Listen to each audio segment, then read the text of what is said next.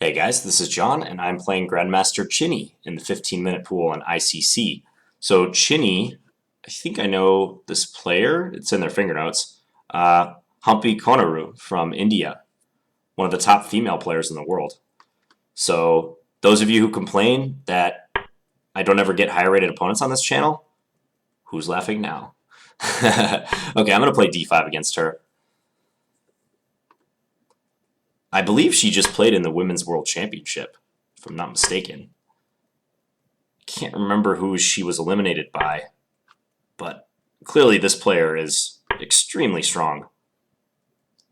I think your FIDE rating is over 2600. I'm pretty certain about that. So, okay, let's play a Semi-Slav. Got to bust out my main repertoire. Okay, Bishop G5. Do I want to go in for a Botvinnik Semi-Slav? I'm feeling like somehow feisty today. Let's do it. I'm not completely like up to date on my theory in this line, and you know, I play this more often from the white side, but nevertheless, it'll be interesting. Okay, so I'll go b5, inviting her to play e5, and then h6, bishop h4, g5 is the main line. After which, all hell will break loose. So prepare yourself. There are some deviations for both sides. Like here, for instance, white can play e takes f6 if they want. Is a decent line. It's not leading to any advantage, theoretically, but it is playable. Okay, knight bd7, all standard. Now she can either take on f6 or she can play g3. Her call. Wonder why she has a Russian flag. She's from India, and her name is confirmed. Okay, so against this one, I can play either rook g8 or just bishop b7. I'm going to play bishop b7 because I know that much better. They're delaying the capture on f6 for a moment. Now I'll go queen b6. In preparation for playing c5.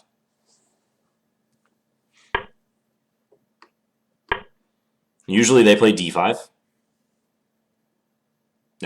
Always they play d5. I shouldn't say usually. And after d5, we will both castle. And then I will play b4 after that. I think we're both just kind of playing slowly because this is a sharp line. I mean, even if you know it really well, like one move order slip can spell your doom. So, yeah, now b4. It's been a couple years since I looked at the theory on this line really heavily. Knight a4 is one move. There's also rook b1. But queen a6, there's also queen b5. But queen a6 is supposed to be the better move at the moment. I'm curious like how much of this she knows. It'll be interesting to see. Because I will obviously tell you guys when my theoretical knowledge runs out. But variations in this opening can stretch like very far into the middle game sometimes. And there's a lot of positions that have been worked out. There's even some lines that are like 30 to 40 moves that have been worked out as draws. No joke. So, okay, a3, so they're trying to pry open the a file. I'm supposed to go bishop takes d5, bishop takes d5, knight e5 against this. So let's do that.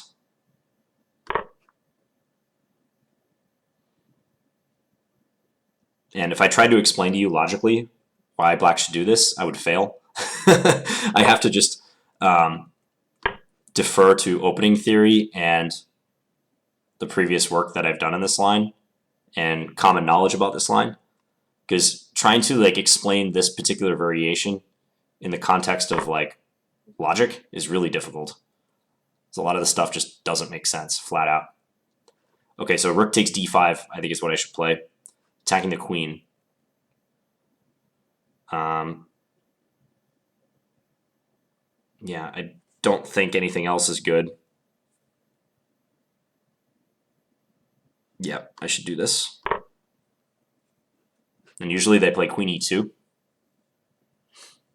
then I take on b4, and then they go knight c3, and then black has a choice, as we'll see. trying to play relatively quickly to save my time.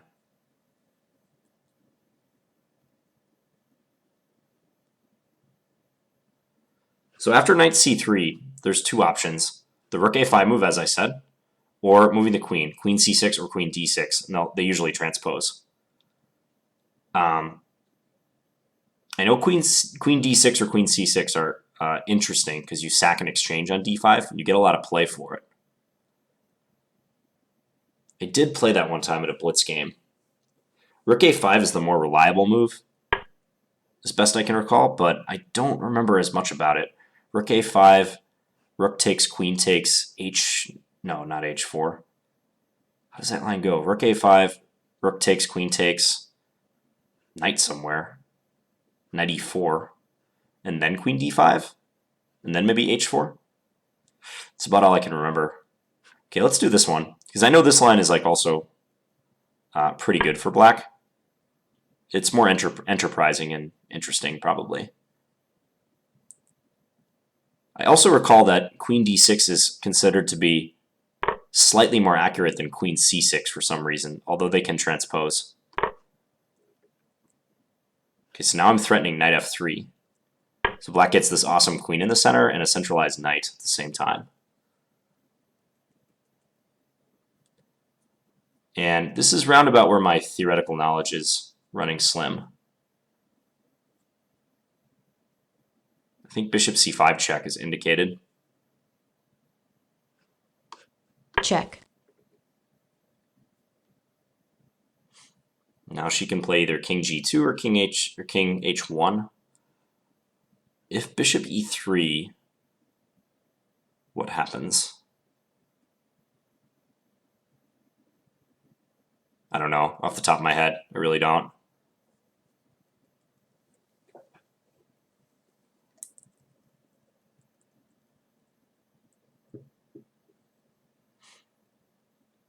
And you might be able to tell based on some of my indecisiveness about this. This is not a line I would be at all ready to play OTB over the board. I would not feel comfortable with that at all.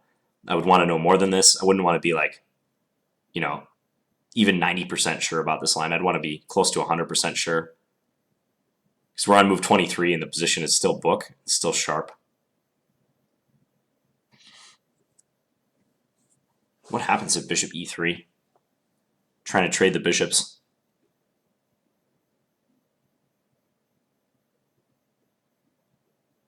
I guess I send the knight into d3 in that case. So black has this nice 3 versus 1 majority on the queen side, whereas white has this majority on the king side.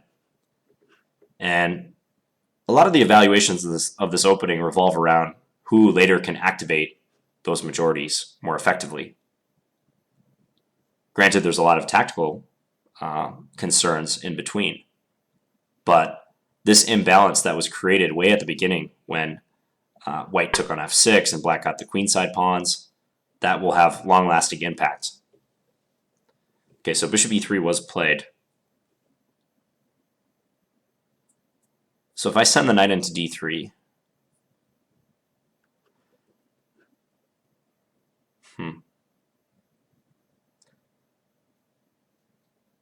not really threatening much if I do that.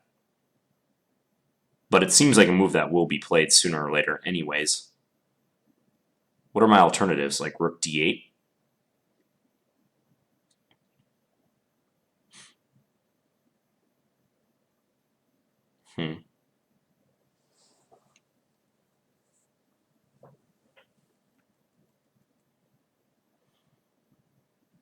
Rook d8 makes sense. I mean, you marshal your pieces in the center. But then again, I somehow don't think it's correct. If knight d3, I mean, one threat is kind of queen e5, pinning the bishop to the queen. So knight d3, like fairly confidential take on c5. I take back with check. Let's say king g2.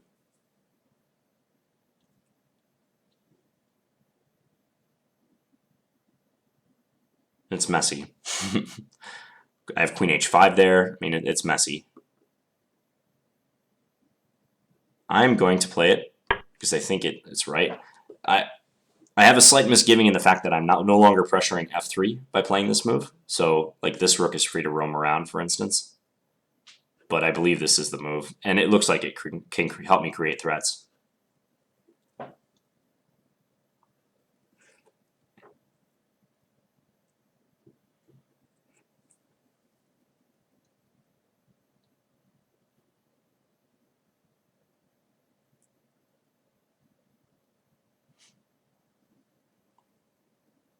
Regardless of what happens, this will be a very entertaining game, I think.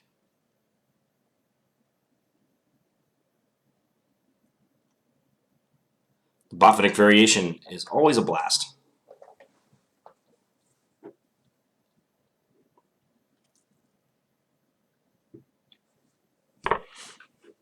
Okay, so she does take. Yeah, I want to take with check. King h1. Yeah, makes sense. So one thing I want to be concerned about is an undermining move with b3. Because then I could not take, obviously, because that would lose my knight. So I wonder if now if rook d8 is a good time to play this rook d8 move. Don't think my rook will do much on the h-file anymore. So I may have to play that.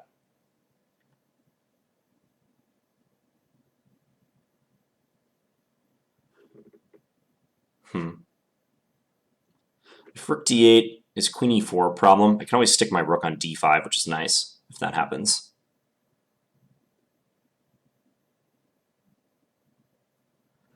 The a-pawn I'm keeping an eye on, doing my best. I wonder if rook d8, rook a6. I can go rook d5 then, and maybe rook e5. Okay, we're going to play this move. Just going to check her stats. She hasn't played much. Only 6 games at 15-minute, and like a few others of different other time controls. So this is a pretty new account for her.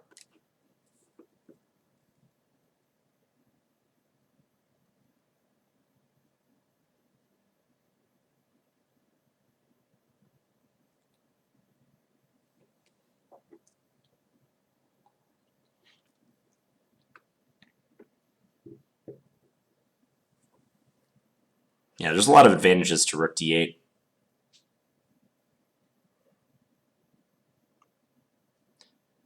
You notice I haven't even counted the material. These numbers, by the way, do indicate the material balance, although I hardly ever refer to them. But I'm purely down in exchange. Pawns are even, and I'm down a knight for a rook. But black has certain advantages. I mean, it's not easy to play white's position here. I'll tell you that. I can tell you this from experience, too. Okay, what about rook d5 now? Or just a5? Maybe activate the pawns? I think rook d5 looks more active. Keeps an eye on the 5th rank laterally and might introduce some rook e5 ideas. So I kind of like the look of that. She's just getting her counterplay rolling here. I'd like to go rook d5 and maybe a5. I mean, I could play a5 right now, but I might hold off on that move for a moment in favor of this. Let's do that.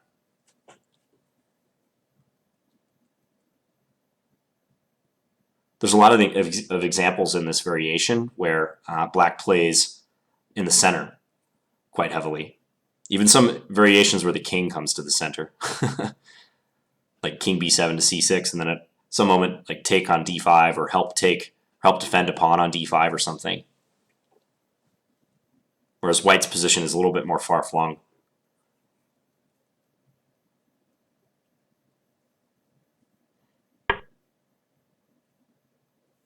Okay, rook a6.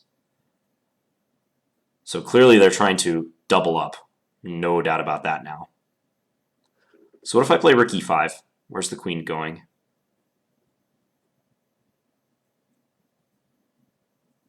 Probably c2. Rook e5, queen c2. Yeah, there's not much doing there. I could play queen d4 in this position and attack the b2 pawn. That's an option. I could just play c3. c3, b takes c3, b takes c3, threatening c2, but I would have to be pretty certain about that.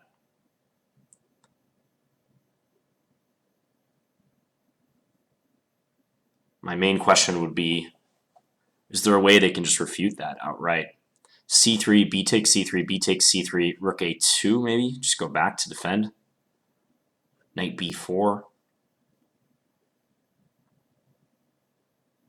Queen d4 seems like the right move in this position.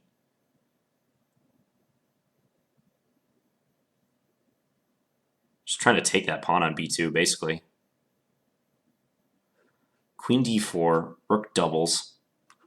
Let's say queen takes b2. Queen takes b2, knight takes b2. Take on a7, c3. Rook takes f7. Ooh, that's getting really sharp. They'd be threatening mate at that point. She'd be threatening rook a8. Huh.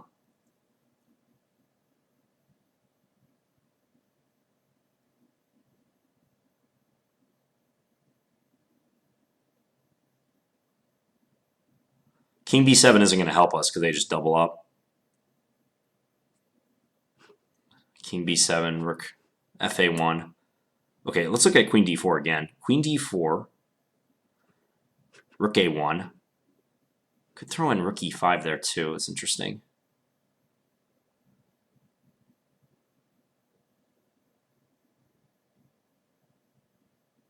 All right, I'm playing queen d4. Just something about it seems right. And after rook a1, I mean, if I need to, I can always like defend this pawn again. I can play like rook d7. I'd hate to have to do that, but it's there if I need it.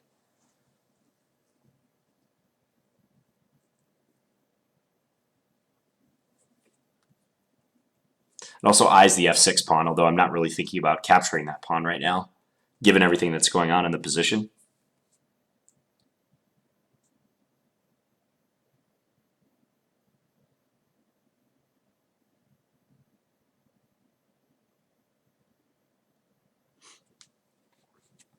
So will she be able to get at my a7 pawn faster than I can get at the b2 pawn? g4, really? Not a move I would have anticipated at all. What in the world is the point of g4? Just trying to go g5? I really don't get that.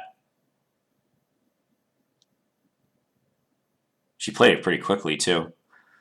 Okay, if I just take on b2, what's going to happen? We trade. She takes on a7.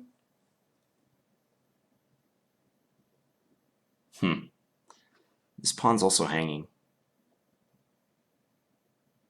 So many options. King b7 is again met by that same move.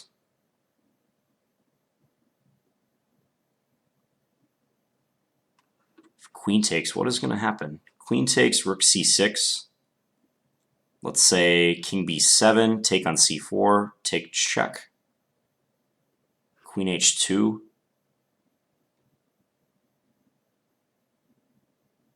It's probably not so good for me.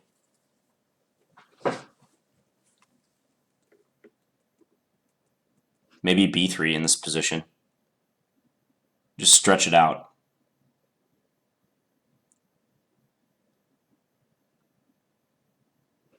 Okay, we're pushing. We won't take on b2 yet. We'll leave open that option, and we'll leave open the queen takes f6 option.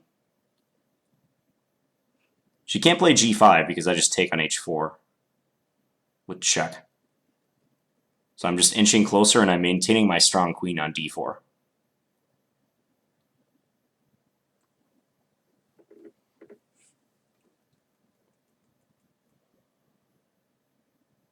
It's a tense position, no doubt about that.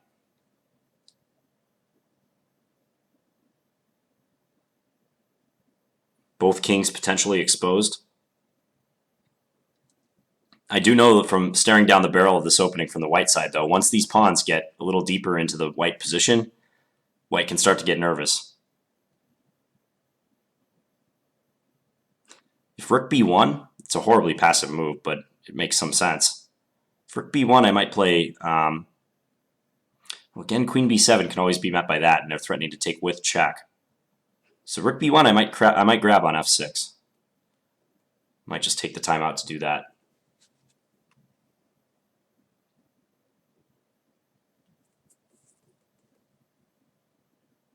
She'll be under 5 minutes soon too, I think.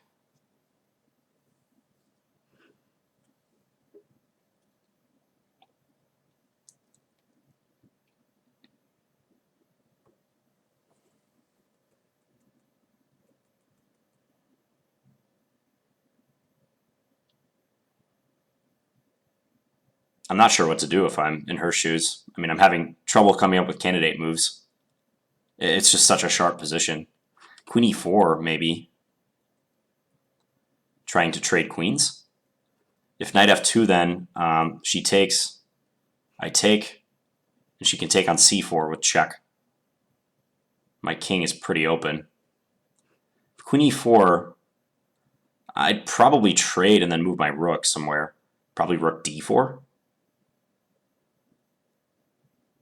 I'm not sure, though. Maybe queen e4, I can just play knight takes b2. Yeah, that might be the best of all. Just knight takes b2. Let her be the one to take on d4. Wow, rook takes e6. Yeah, not even on my radar. Makes sense, though. Take. Is it going to be queen takes just right away?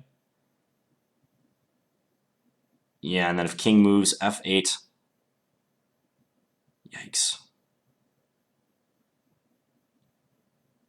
I kind of have to take that, don't I? Knight f4, she has check on e8.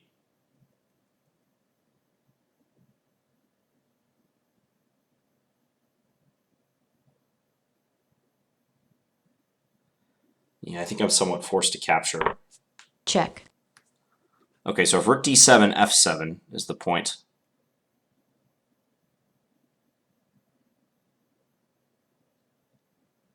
King c7, also f7. Maybe queen h8 then? I like c7 a little bit more than b7 just because queen takes d5 never comes with check. Oof, I don't know though. That's such a general thing to say about this position. All right, you got to make a decision. Don't want to leave myself with like 2 minutes left. Okay, if I go queen here, she takes d5, I take here. She has king there, but I have knight f4. Check, and I'm actually mating there. So queen h8, queen takes d5, queen takes h4, check. Could lead to a draw. If rook d8, the position is a mess. I'm honestly not sure who's better there. Because at all times, like, she'll be threatening to queen. So I have half a mind just to withdraw my queen from this admittedly awesome square, but threaten to take there.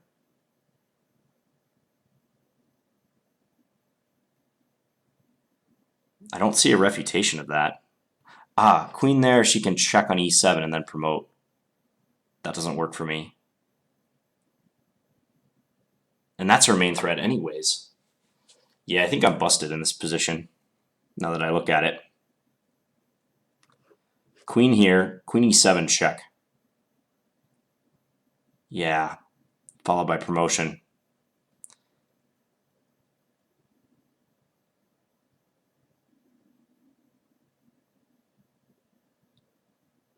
Yeah, I think I'm just losing in this position. Knight f2, does that do anything? Just a desperate counterattack?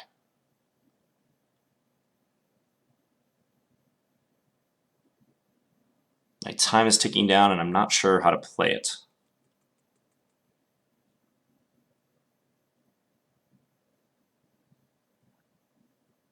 I really thought this queen h8 move might save me, but queen e7 is a major bummer. Major bummer.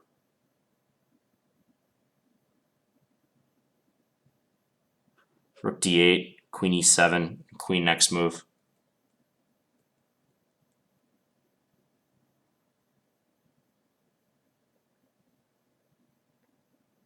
Okay, let's try Check. this move just because I don't see anything else.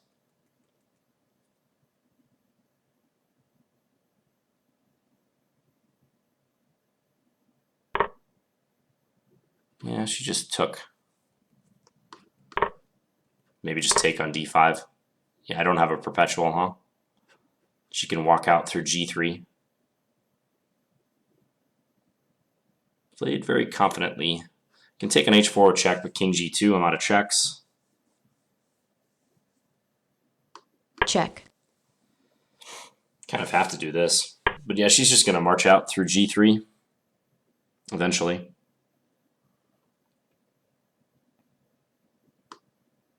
Check. Mm-hmm.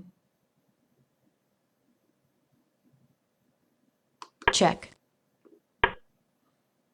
Don't think there's going to be any stalemate for me. As much as I would like for that to happen. Yeah, this is pretty trivial at this point. King f5. Position's very safe. Time. Check. Yep. King there. Check. I'm just about out of checks. Now the king is nicely protected. Okay, yeah, that was good tactical play by her at the end. So that was a very interesting game, even though I lost. I'm going to get a new board and look at it.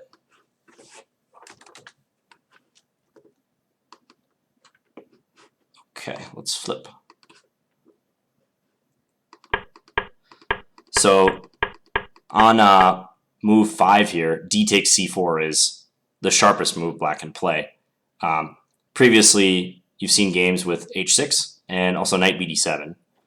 And h6 is like the second most sharp. It can lead to the Moscow and anti-Moscow variations. Knight bd7 is the Cambridge Springs. So taking on c4, extremely sharp. e4, b5, this is all theory, as it will be for many moves. So black is trying to hold on to this pawn on c4 at the expense of having to give up 2 pawns on the king side. So white will win this knight on f6. And as I mentioned here, white can either play g3, as they did, or she can take on f6 too. E takes f6. Just straight away. A lot of people like to play g3, though, and immediately get the bishop to the long diagonal. Yeah, and queen here. I can also play c5 right away if I wanted. c5, d5, queen b6. It will transpose. So queen b6, bishop g2, now c5. Yep, d5. Now, players who are like adept in the Botvinnik variation, I wouldn't consider myself to be one of those, but they often reach this position just like automatically. You know, they'll get here like right away.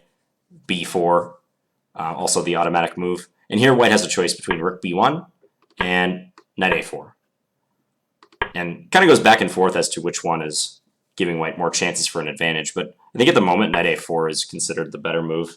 A lot of lines with rook b1 have been worked out to draws. So we'll focus on knight a4.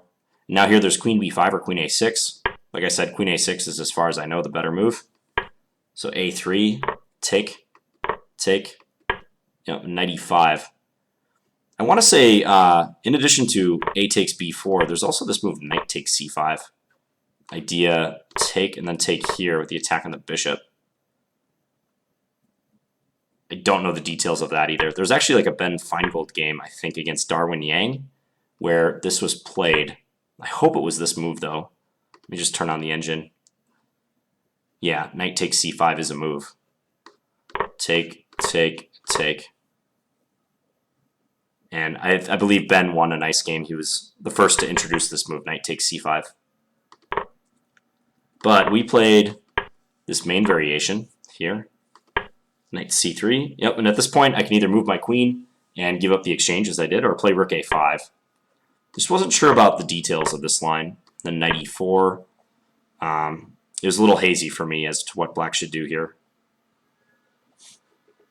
This is similarly complex. Even though there's one less pair of rooks on board, this is also a very complex line. So queen d6. I can't remember the reason why queen d6 is considered slightly more accurate than queen c6. Can't for the life of me remember that. And if I try to recall, it's going to take too long. So here, take f3. Yep, bishop Check. c5. This has all been played before. Knight d3. Looks like we both followed the correct moves. Check. Now king h1. It's a tough call between king g2 and king h1. King g2 leaves the h-pawn weaker because the queen is not defending it. Also, there might be, in some extreme cases, knight f4 ideas. So I kind of like her move king h1. I mean, it seems like it gets the king out of the way in better fashion. Well, apparently I'm still playing according to Stockfish. Rook d8, h4. It didn't seem to me like she knew the theory, but then again she started playing faster as the game went on. But right now she was taking a little bit of time. Rook d5, okay. Well, so far we're playing perfect chess according to the engine. Rook a6, yeah. Yeah, c3 I was not sure about. This move looked good, but I really didn't know what was going on in this case. It's a committal move. I mean, my king is completely open now, but I'm banking on the c-pawn and the far entrenched knight for counterplay. So I played queen d4. That move seems weak, though, huh? This is a tough call. Yeah, I didn't know quite what to do here. b3 was another move I was looking at. Similar to the game, just make a pawn push. You know, it never occurred to me that rook a6, like one of the main ideas, would just be to take on e6. That never crossed my mind until it was played. I know if I had spent time studying this line from the black side, I probably would have made that connection. But it was like a complete shock when she played that in the game. So c3 is maybe the move here. B takes, rook a1, go back. And if c2, just block on c1, I assume. Give up a rook, but if white is able to give up a rook in order to win the c2 pawn, they're more than happy to do that because they've got this huge cluster on the king side. Whoops, sorry about that. Clicked the very far back arrow all the way back to the beginning.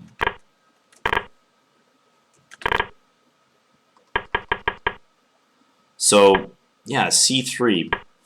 I bet there's been a game or two played in this.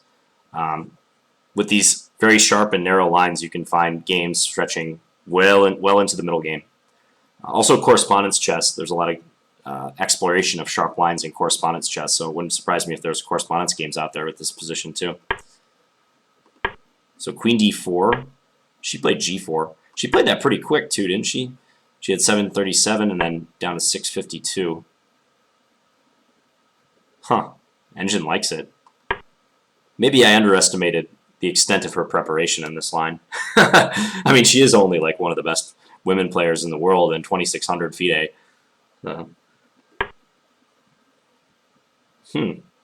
g4 really confused me. I was like, what is g4? But it makes sense. I mean, at some point, these pawns have to go. The computer really likes rook fa1. That was one of the lines I was trying to figure out what's happening, because like, if I take and go into this, I think I'm probably doing poorly. Just because of the threat of rook takes f7 and then rook a1 mate. Unless I can do something like this and then like win, but with these two pawns, I don't think they're quite far enough. Her pawn is also very dangerous. Just h5 in this position. Yeah, I can't stop this pawn, but she can potentially stop one of these. So rook fa1. What else was I thinking after rook fa1? I was thinking like maybe I could play rook e5 or something. Can't recall. Queen c2, b3, something like this. Rook c6. So maybe that straightforward move is best. Rook e5, queen c2, knight f2. King h2. What happens if king g2? Knight g4. Yeah, this is the type of thing, like, the computer's showing 0.00, and you're just sitting there completely confused. like, how would I calculate this unless I have invested a lot of time in this line? Like, why is this 0.00? So if take, is there some sort of perpetual? No, black just takes back. And they're down a rook. White has the move, but it's apparently drawn because of this threat. Yeah,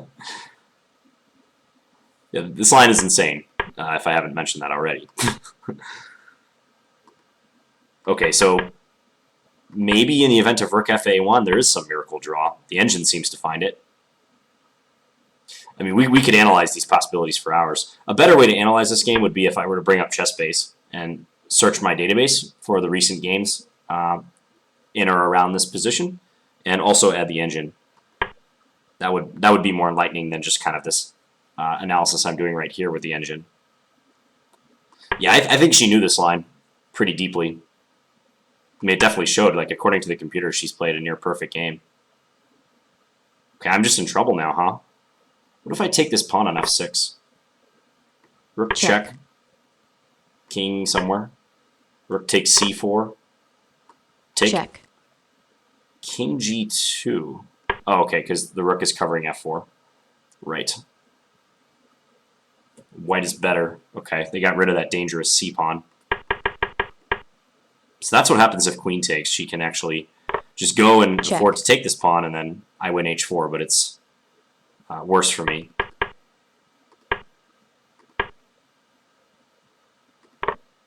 Yeah, and this just totally shocked me. Rook takes e6.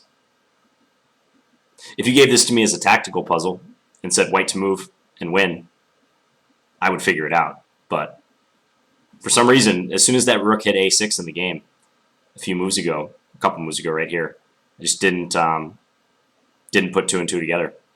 I wonder if there's a way I can survive. Check. Doesn't look like it. King c7, f7. Yeah, I thought if rook d8, just this. Check. King b6. And what happens if queen? Computer thinks I should try to struggle on in this position. Okay, yeah, I guess it's messy. Yeah, I should have looked at this. I kind of mentally checked out when I saw that she had queen e7. I started getting desperate. Because I thought I might have this move to hold, threatening that. But then, as you guys saw, I realized that queen e7 holds the h-pawn and threatens to promote.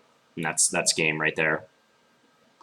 Okay, that's interesting, though, that if after f7 I had played rook d8, I would harbor some chances of holding out. Check. Queen e7, king b6. And then she doesn't have to promote right away. That's interesting, too. Rook a1, keep the attack going, threaten queen takes a7. a5. This is actually, I mean, this is very complicated still. Take on b2. Yeah, like I said, these pawns, if they get a little bit closer, they give white some grief, some serious grief. Yeah, this position's insane. Even this one. Wow, so right up to the end, maybe I had chances. I don't know if she would have played queen e7. I assume she was ready to play this move. Check. Here, king b6. Well, if anything, I hope we enriched the theory in this line and you guys enjoyed it and were able to learn a thing or two. So I'm going to play this line again sometime because it's fascinating. I mean, this is why we play chess, for stuff like this. And credit to Humpy Koneru, my opponent, very esteemed opponent, because she played a good game and looks to me like she played near perfect. I didn't really analyze the end after knight f2, but it's check. I'm just running out of gas. There's no perpetual. Check. Her king escapes. Check. Via the g3 square. Check. Check. Yeah. Check. And I'm just giving spite checks at this point as my time expires. So, anyways, please leave your feedback in the comments if you have it. I'm probably going to go do a little digging on this line now that I played this game and see. I'm guessing that we probably are still in book all the way up through, I'd say roundabout here. Maybe queen d4 is like the first move out of book or something. Maybe c3 has been played before. But even queen d4, it's a natural move. It might have been played before. You never know. As you can see, we're close to move 30, and we're still both operating in nearly known territory to us. She might have had more knowledge than I did. But all right, thanks for watching, guys. I'll be back tomorrow with another standard game. Talk to you guys later. Bye.